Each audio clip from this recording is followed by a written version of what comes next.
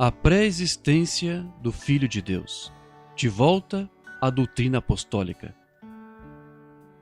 Introdução.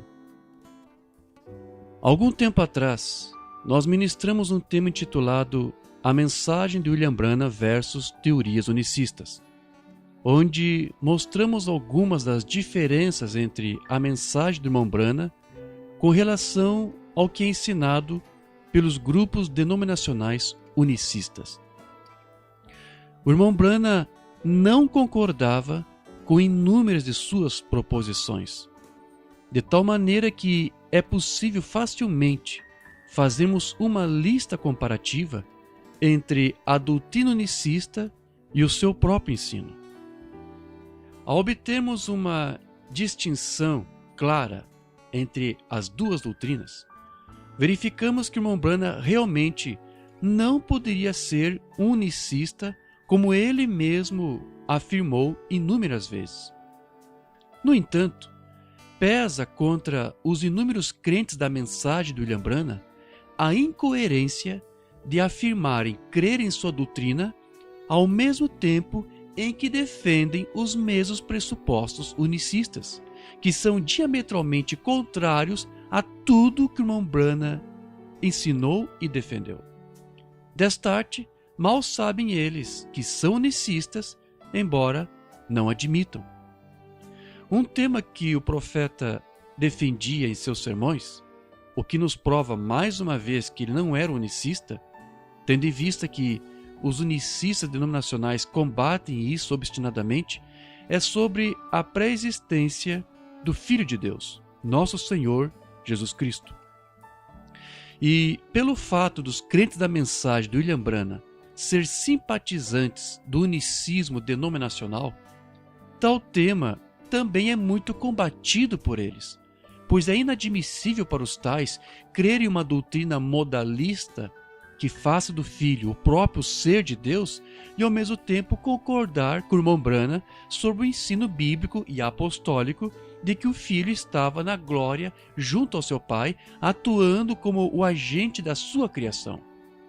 Portanto, nenhum crente unicista da mensagem poderá aceitar o ensino do William Branham sobre a pré-existência do Filho de Deus. As desculpas criadas por eles são sempre as mesmas. O irmão Branham deu apenas uma opinião pessoal que depois mostrou estar errada. Ele não tinha toda a revelação da deidade quando mencionou tal coisa. Não, ele era um trinitário na época e etc. Mas para alguém que está realmente disposto a aceitar todo o ensino do William Branham acerca da deidade, deve considerar cada declaração sua sobre esse assunto não como uma opinião pessoal, mas como uma síntese do Senhor. Pois como ele mesmo veio afirmar, tudo o que ele disse com respeito às Escrituras, tratando de dizer exatamente da maneira como foram escritas, nunca precisou passar por um reajuste ou correção, visto que ele apenas se limitou a dizer da maneira como a Bíblia o disse. Mensagem Contagem Regressiva, 9 de setembro de 62, parágrafo 11. Ele vai dizer: então eu, por esses 32 anos de ministério... na verdade o irmão Branham iniciou o seu ministério em 1933. Sendo assim, naquele ano de 62, fazia 29 anos que ele estava ministrando. Porém, como o profeta veio a falecer em 65, isso somou um total de 32 anos de ministério. Então, sem irmão Branham saber, ao citar este número aqui, 32 anos de ministério, ele estava profeticamente dizendo o tempo exato que o seu ministério duraria, ou seja, pouco mais de 32 anos. Portanto, o que ele vai dizer aqui agora serve para todo o tempo em que ele ministrou a palavra de Deus. Por esses 32 anos de ministério, eu tenho tentado ficar fiel à palavra. Eu não sei de nada que eu alguma vez tivesse que alterar, porque eu somente li isto da Bíblia. Disse somente o que a Bíblia diz. E deixo isto ir desta maneira. Então, eu não tenho tido que voltar ou reajustar, porque eu simplesmente digo isto da maneira que a Bíblia o diz. Mensagem A Semente Não é Herdeira com a Palha, 18 de fevereiro de 105, parágrafos 25 a 26. Apenas cerca de 6 meses depois disso, tive o meu primeiro batismo aqui embaixo no rio, quando a luz veio bem aqui na Rua Spring. Muitos de vocês podem querer descer e dar uma olhada nisso, na Rua Spring e na água, à direita, na beira do rio. E lá é onde o anjo do Senhor apareceu em público, em primeiro lugar, e às 2h de uma tarde. E uma voz veio disso e disse: como João Batista foi enviado para precursar a primeira vinda de Cristo, tua mensagem precursará a segunda vinda. Isso são 30 anos mais tarde, na verdade 32 anos. E aqui estou eu ainda, esta noite, proclamando essa mensagem. E ao redor do mundo ela foi. E eu estou feliz por estar de volta à minha cidade natal esta noite, para representar este Senhor Jesus Cristo que eu ainda amo de todo o meu coração. Cada dia ele cresce ainda mais doce do que ele era no dia anterior. Eu nunca mudei nenhum iota, ou seja, nem um pouquinho, nenhuma parte, em minha doutrina.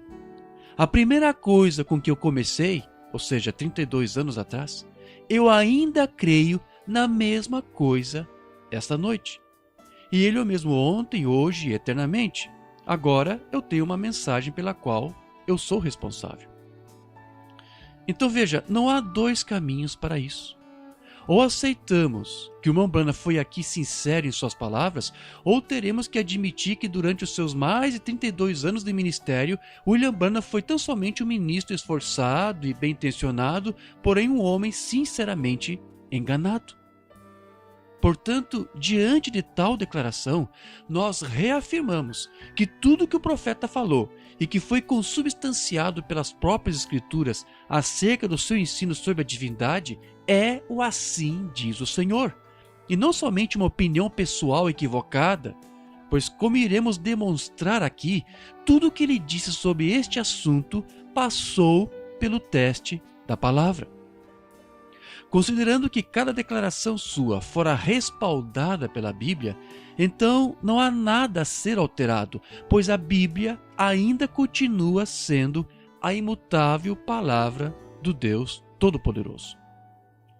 Como já procuramos deixar muito bem claro em outras publicações, nós não temos a pretensão de fazer pessoas mudarem de ideias e opiniões acerca do que os outros lhes ensinaram, mas apenas ajudar aqueles que ainda querem realmente aprender sobre o assunto. É óbvio que se todos tivessem compreendido o tema em questão, não haveria a necessidade de estarmos aqui comentando sobre isso. Porém, como foram criadas muitas interpretações pessoais fora do contexto doutrinário para certas declarações feitas pelo irmão Branham, sentimos a necessidade de abordar esse assunto com a maior transparência possível e de forma abrangente, analisando em alguns momentos até mesmo os argumentos utilizados pelos crentes da mensagem para contrariar o que o irmão Branham ensinou. Para isso, foi usada a linguagem mais simples possível para não haver qualquer dificuldade sobre os diferentes tópicos aqui apresentados. Como o tema é sobre a pré-existência do Filho de Deus, nos esforçamos para nos focar somente nesse assunto em si, tendo em vista que o assunto sobre a deidade é muito lato e abrange muitas outras questões. Mas esse pequeno trabalho tem por principal objetivo provar somente duas coisas. Primeira, não há alterações no ensino do William Branham acerca da deidade. Segunda, não há contradições ou quaisquer conflitos em suas declarações acerca da deidade. A compreensão e a aceitação desses dois fatos são de crucial importância para inutilizar quaisquer arrazoamentos que possam vir a ser feitos de modo a negar a doutrina ensinada por William Branham.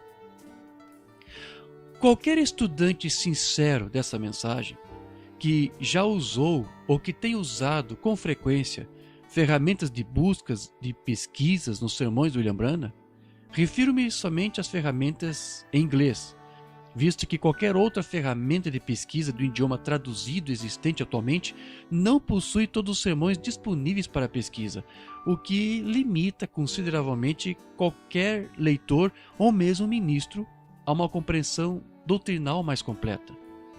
Ele terá que chegar à conclusão insofismável de que o seu ensino sobre a deidade progredia com o passar dos anos. Porém, há uma tendência perniciosa e um erro crasso em confundir ou interpretar essa progressão com correção. Ao longo de seu ministério, o Branham avançava gradualmente na sua exposição doutrinária, assentando aos poucos certos fundamentos para que posteriormente outros mais pudessem ser acrescentados sobre aqueles no decorrer dos anos. Porém, nada disso alterava o que ele já havia estabelecido anteriormente. É por essa razão que podemos observá-lo fazer certas afirmações, as quais, com o passar do tempo, não as repetirá mais com os mesmos detalhes de antes, até o ponto de não haver mais sequer menção sobre aquilo. Isso não acontecia porque ele tivesse abandonado ou corrigido algo que fora dito, mas porque havia uma premente necessidade de se avançar e se aprofundar nas demais questões que surgiam por consequência daqueles mesmos fundamentos já lançados. E assim, Deus estava, com isso, usando o seu profeta para avançar progressivamente na exposição de sua mensagem, ao transmitir para ele, aos poucos, uma nova porção ou medida de fé, que depois era repassado pelo seu profeta à igreja.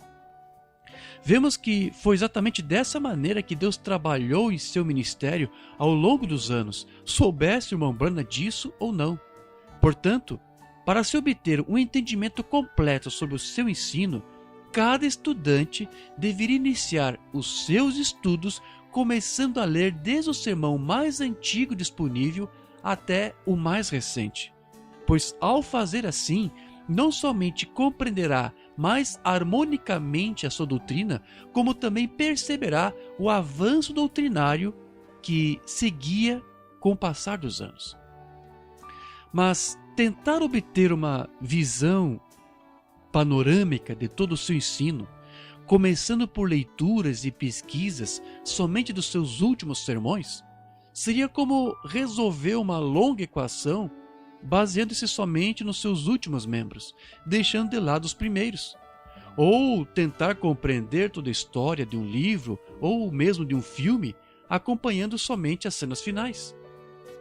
No caso da equação, o desespero será em tentar adivinhar quais seriam as primeiras incógnitas e os seus respectivos valores, arriscando-se em intermináveis deduções evasivas e infrutíferas. E é exatamente esse caminho que muitos acabaram seguindo. Por não possuírem o quadro doutrinário completo, alguns começaram a criar ideias e a forjar suas próprias suposições interpretativas para cobrir certas lacunas, criando dessa maneira fundamentos falsos e hipotéticos.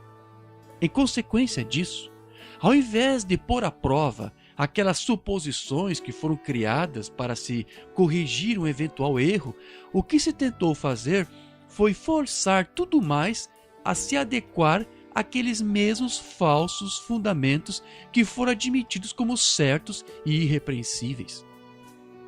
Além daquelas desculpas que já citamos aqui, e que são comumente usadas para justificar a incompreensão de certas afirmações que o profeta fez sobre a deidade, há uma que é muito aceita por alguns ministérios, de que após a ministração dos selos, lá em março de 1963, o irmão Branham teria voltado atrás em muitas declarações feitas acerca da deidade no passado, e que teriam sido supostamente corrigidas por ele ou até por Deus, mesmo ele afirmando que durante seus 32 anos de ministério nunca precisou corrigir nada daquilo que foi dito da Bíblia.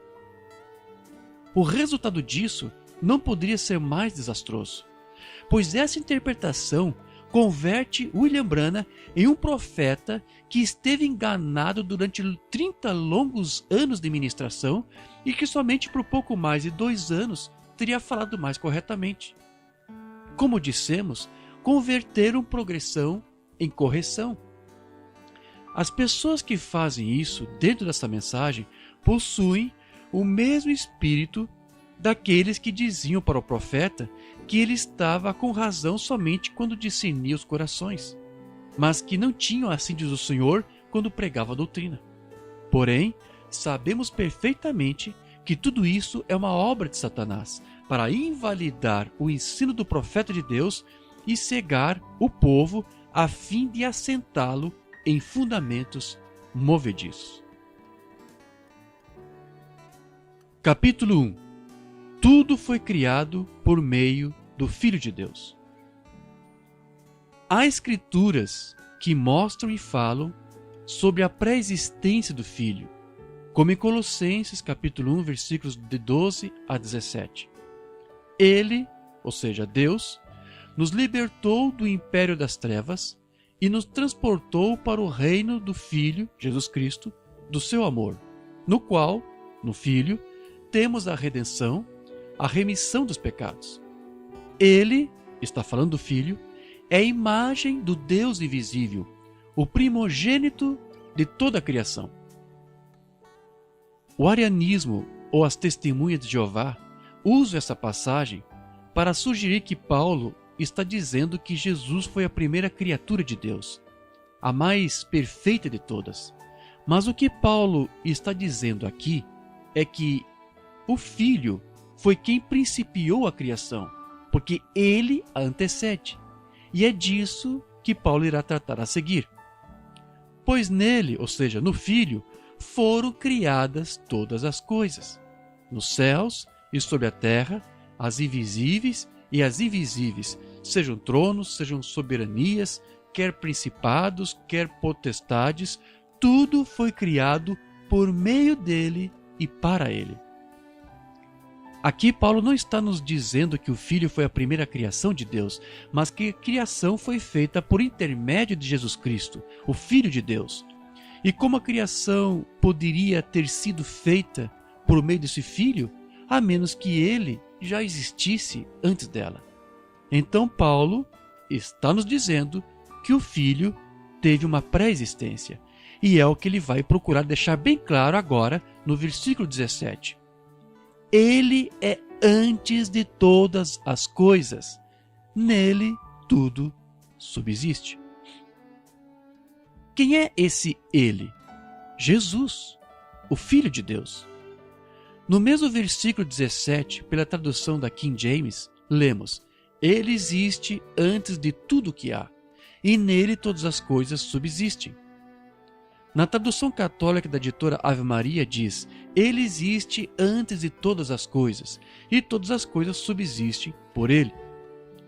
Paulo vai nos dizer também, em outra epístola, que Jesus nasceu de uma mulher, Gálatas 4:4. Porém, essa afirmação que ele fez em Gálatas não anula o que ele diz aqui em Colossenses.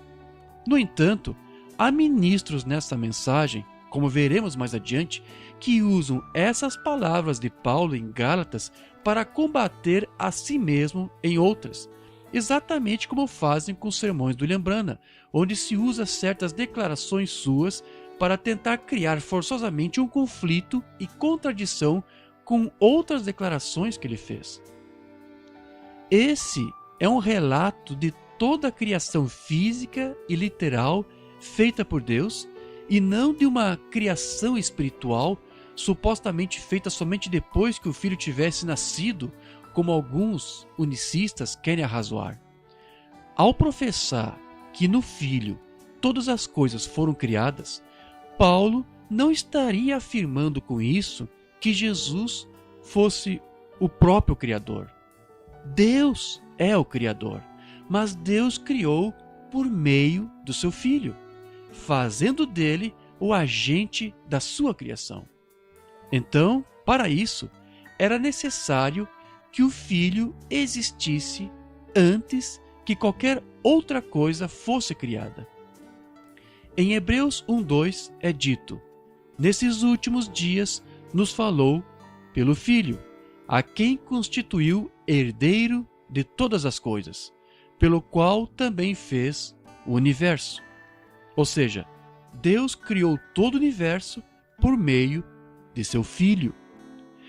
Paulo reafirma esse seu ensino de um Jesus pré-existente como agente da criação de Deus quando diz em Efésios 3:9: e demonstrar a todos qual seja a dispensação do mistério que desde os séculos esteve oculta em Deus, que tudo criou por meio de Jesus Cristo.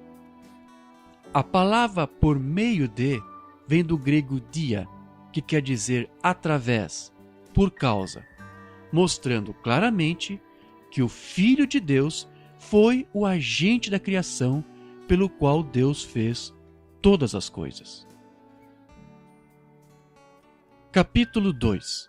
William Branham fez eco às Escrituras. E como cremos que o irmão Branham veio para restaurar o ensino bíblico e apostólico, só o que ele poderia fazer então seria ecoar e repetir o que essas Escrituras nos ensinam, embora alguns tentem ignorá-las por não se encaixar com sua teologia. O irmão Branham disse que o Filho estava com Deus no princípio. O irmão Branham também disse que Deus criou no princípio todas as coisas por meio de Jesus Cristo, o seu Filho, provando assim que ele cria desde o início até o fim de seu ministério nas Escrituras que falavam da pré-existência de Jesus Cristo, o Filho de Deus. Por que tinha que ser pastores? 21 de dezembro de 64, parágrafo 11. Muito santo e glorioso, gracioso Pai Celestial, Deus Todo-Poderoso, aquele que era desde o princípio, antes que houvesse uma estrela, ou um átomo, ou uma molécula, tu fizeste todas as coisas por Jesus Cristo, teu Filho, e tem-nos dado todas as coisas gratuitamente nele. Essa declaração, antes que houvesse uma estrela, ou um átomo, ou uma molécula, significa antes que qualquer coisa fosse criada.